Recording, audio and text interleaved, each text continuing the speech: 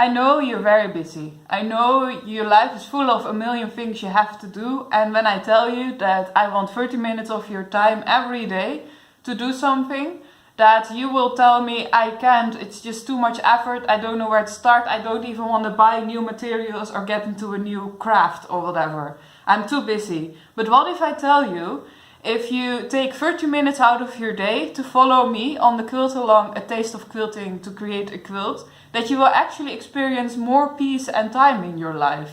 Because when we get very busy, we tend to think everything is important. But when you quilt for 30 minutes a day, you get some clarity of mind about the things that are actually important, and you will relax in such a way that the things you have to do will be much more efficient.